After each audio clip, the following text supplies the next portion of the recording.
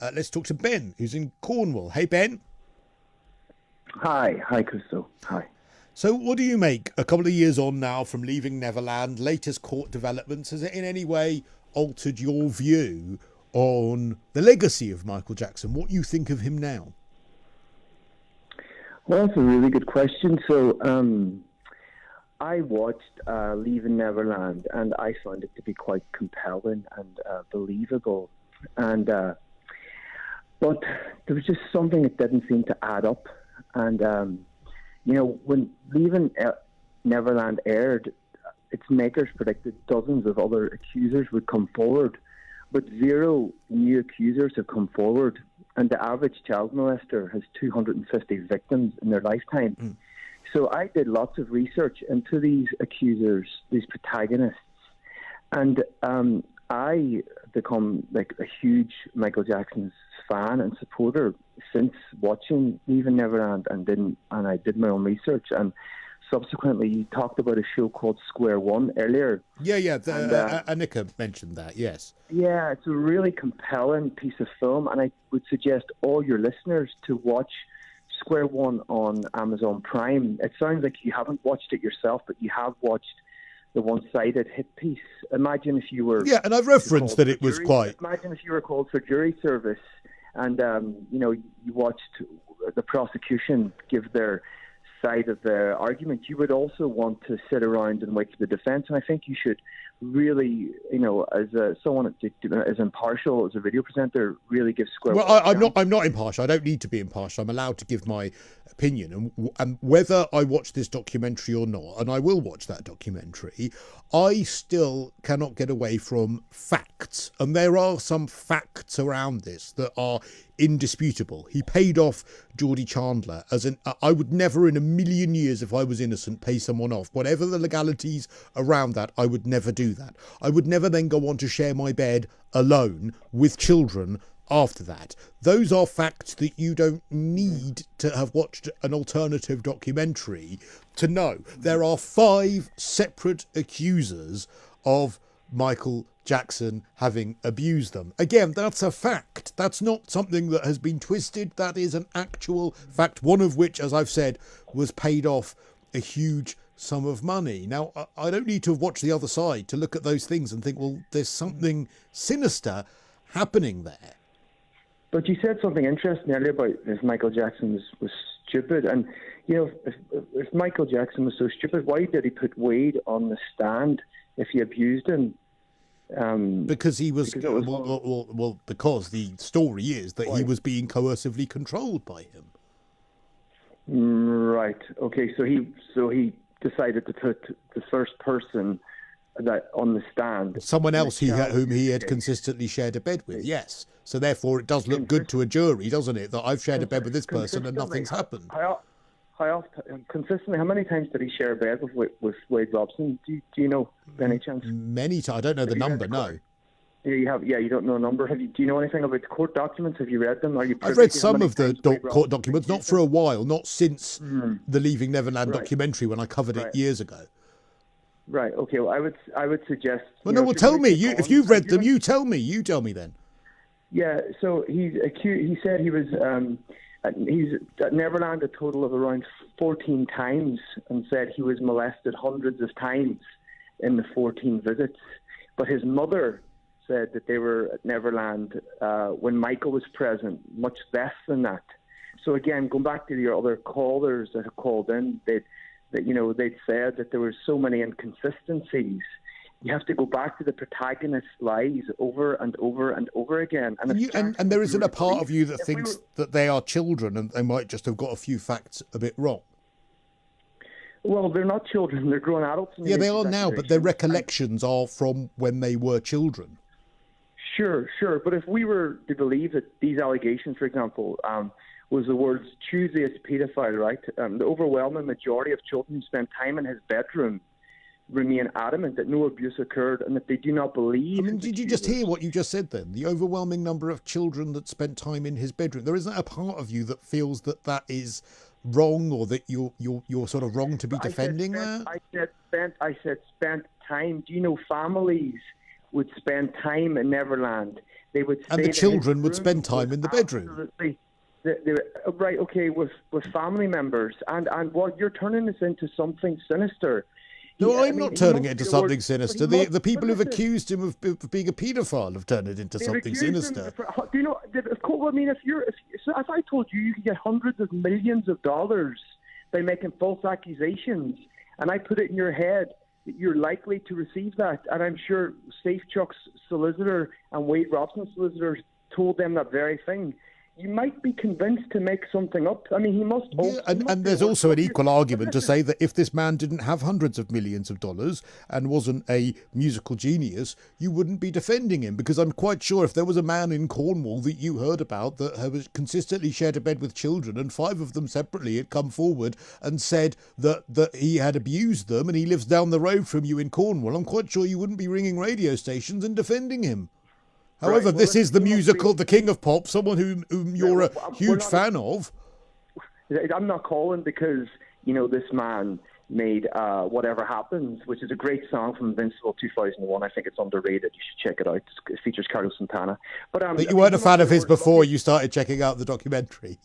No, I've since discovered his catalogue. Oh, but okay. I mean, he must be the world's luckiest pedophile, because he managed to exclusively target pathological liars who are incapable of telling a consistent story and always bypassing. I know, it's annoying when children can't remember their abuse consistently, isn't it? They really should make more of an effort to log it, shouldn't they, Ben? Well, they weren't children. I mean, again, I'll go back to my question, though. I'll go back. Would you be ringing a radio station to defend a man down the road in Cornwall who shared a bed consistently with children when 5 separate children had come forward and said he'd abused them? Would you, if it wasn't Michael Jackson? Well, that is just such an incomparable... Why? You just said that the reason that people are targeting him is because of his wealth and fame. So can't I ask the question, isn't the reason you're defending him because of his wealth and fame? You just compared him to a random person living down the street in Cornwall. I mean, do you not see how silly that is? I mean, well, no, because I'm taking away his fame and wealth, which is what you have referenced is the reason why these people are going after him. Sure. Well, listen, let me tell you this. Well, that's a very good point. I will tell you, I really hope that you are never successful enough, rich enough, famous enough, black enough, and dead enough to ever be falsely accused of crimes. Well, do you know how I know that's never going to happen, Ben? Do you know, I can give you a 100% guarantee that that's never going to happen, and that's because I don't consistently share my bed with children alone. Right, okay. And it's really simple. It's really easy. That's it's absolutely great point, but the other thing is, people of colour, men, and then if someone accused me, I wouldn't then hand them millions and millions of dollars. Likely to face false accusations. This is the exact same reason why people like Emmett Till get murdered. False accusations. You apply. Then why would you hand someone millions of dollars? Surely you'd go out your way to clear your name. Then you'd go out of your way to clear your name. You wouldn't hand them millions of dollars. Right. You wouldn't reward them for those false accusations. Someone that evil. Your caller eloquently told you exactly the reasons why. I'm not going over it again, but she also mentioned Square One, and I absolutely concur with Annika Konteccia, because anybody that wants a fact should watch Square One on Amazon. And so, if you found yourself falsely accused of something, Ben, would you hand the accusers money? Would I hand? Well, I mean, it's still incomparable, because you're talking about a case in 1993 whereby the civil trial preceded the criminal trial in that case, and the law has since changed. You're asking me a question. But I wouldn't care what the law was. There is no way I would hand someone, if what you're saying is true, that they were so evil, they were so calculated as to have come up with a reason to try and extort money out of me. Do you think I'd then hand them money? If my conscience was 100% clear. Listen, totally get it. And Michael Jackson did say publicly in 2003 that was a mistake on his behalf. I bet he did, because he'd been sharing beds again with children after that. He made a mistake. He made a mistake when he made that claim. He had bad legal advice. And here's another thing you need to understand. And it seems that this point seems to have just gone amiss. But in this recent case with Safechuck and Robson, they also accused Michael Jackson's MJJ company of procuring child abuse in that staff that worked for Michael Jackson were essentially bringing children accessories into the child abuse ring. Yes, and what people are forgetting is that there's other people that has been affected by this case, innocent individuals. Mostly, well, it depends on whether you believe that James Safechuck is telling the truth or not. Right. Okay. So right, elderly ladies who who have to get on with their lives, that have been deeply affected by their claims. They have tried to tear apart not just Michael Jackson's family, the lives of Michael Jackson's children and his family, but other people's lives. There's other people affected by this, and they should be locked up. They should be done for perjury. But you're not so concerned about the lives of the children allegedly affected by this?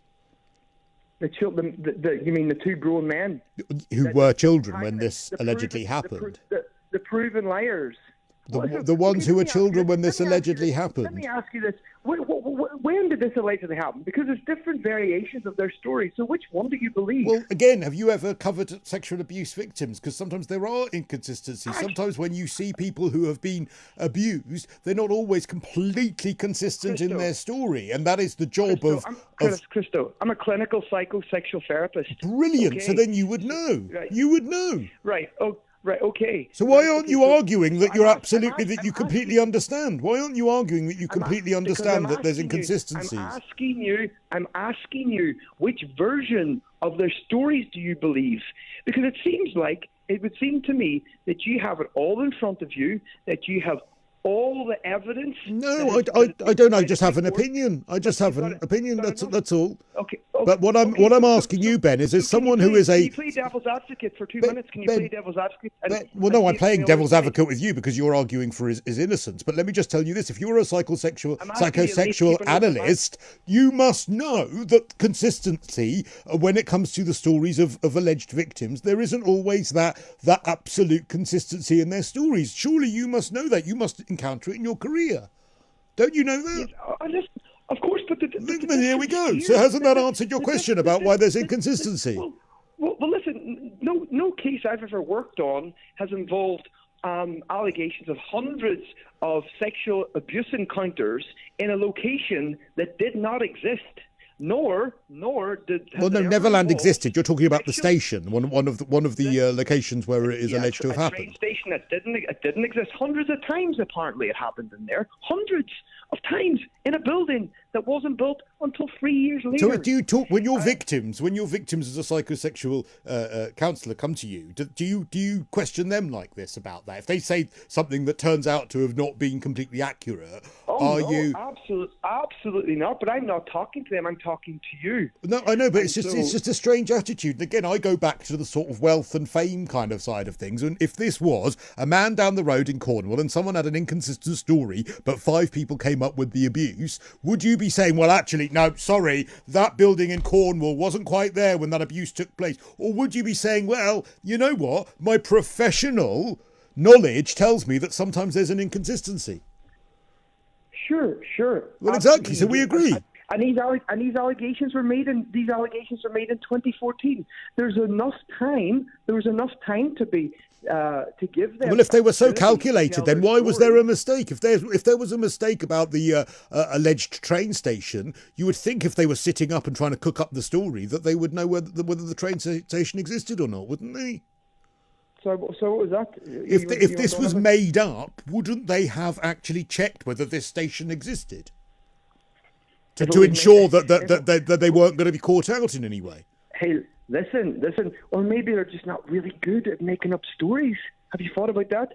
Because you work as a psychosexual counsellor, and basically an adult comes forward with an allegation, the court case was just dismissed. What does that tell you? Well, yes, the court case that they can't go after the Michael Jackson businesses was dismissed. Yes, because they're saying that the businesses couldn't control Michael Jackson's alleged behaviours for the third time.